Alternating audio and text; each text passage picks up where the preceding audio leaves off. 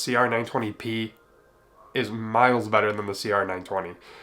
I shot the CR920 and did a video on it, I believe, I don't know, 3 months ago, maybe the start of summer, and I did not like it. I think I shot 10 rounds, which is hard for me to make like a full video on that thing. It was just not very good. It kicked like a horse. Granted, you know, obviously so much smaller and whatever. I just did not like it. The CR920P, I really liked.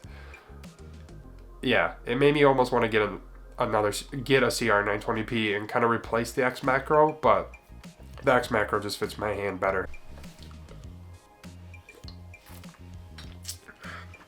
Wow, that's good. I know Celsiuses are not good for you, but they are delicious. Welcome back, guys, to another video. As you can probably tell in the title, we're going to be talking about the CR920P. I've recorded this video about 4 times, and it's hard for me because I want to make comparisons towards the X Macro, but I also want to, you know, give some dues to the CR920P. So I think I'm going to try not talking about the X Macro as much, and maybe I'll make a comparison video about it later. Obviously, I've had a lot more time with the X Macro. I believe I put around 100 rounds through the CR920P when we kind of filmed it, and just I had it for a couple days. So I got to mess around with it a little bit, but not enough to justify, you know, this is the final review, you know, buy the CR920P. One thing I will note is MSRP. I got this from Shields. Reach out to your local FFL or look online for a better price, because $800 for the X Macro or $900 for the CR920P is not good to go. You could definitely find those prices cheaper. I guess if you could get the CR920P under $850 to $800, that's very hard to beat. I mean, $800 for what you get in that firearm is still expensive, don't get me wrong, but if you have smaller hands also, I would definitely get the CR920P. I have big hands, and my pinky is always off the frame of the CR920P, so that's something to kind of take into account. If you have bigger hands, maybe look into the X Macro, because the X Macro fits my hand size perfectly, and that's why it's been my go-to carry guns for the last, I don't know, 14 months. So that's one thing to note. If you're gonna get a better deal and you have smaller to mid-size hands, get the CR920P. Go to a local gun shop, feel them out. I think that's my biggest recommendation is, as an FFL, I can never really sell you on a product. You gotta, you know, go and try, shoot it. So anyway, what comes in the box of the CR920P? I don't have it with me anymore, but it comes with obviously your little your safe lock. It comes with a standard 10-round mag and then a 13-round mag. Just note that you will be buying the Shadow System mags directly from them. I would obviously as well look online for a better deal, but if you're in a free state, I would definitely buy, you know, 2 more mags of the 13-rounders, because why would you want to carry the 10? And then with the 13, it has that extended, so if you do have, I would say, to medium-sized hands, your pinky will rest firmly on the extended mag.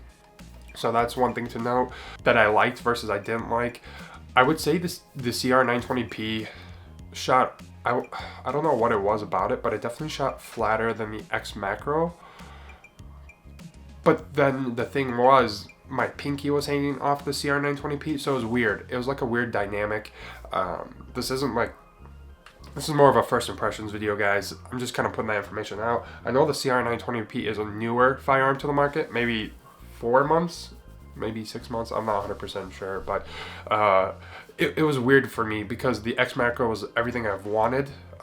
Fits my hand size perfectly, and I will put a picture of to compare it with the CR920P in my hand.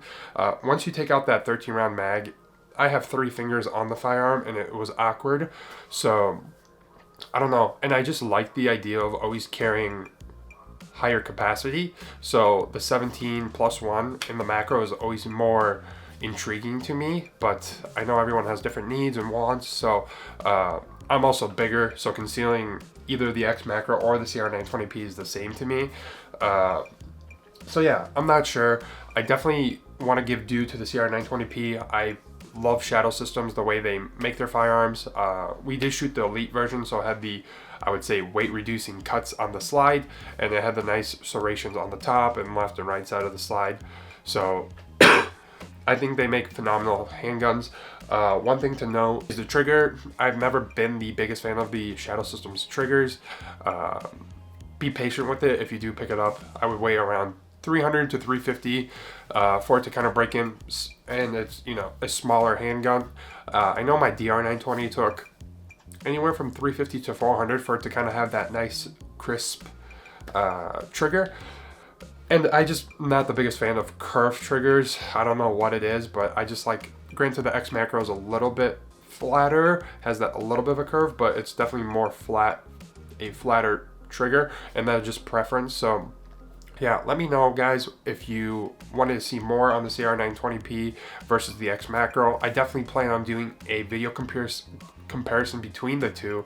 I just wanted to kind of put a first impressions. Yeah, let me know what you guys think. If you'd like to see if you'd like to see any new firearms, let me know. I'm always open to kind of seeing what I can afford and what's allowed in the budget.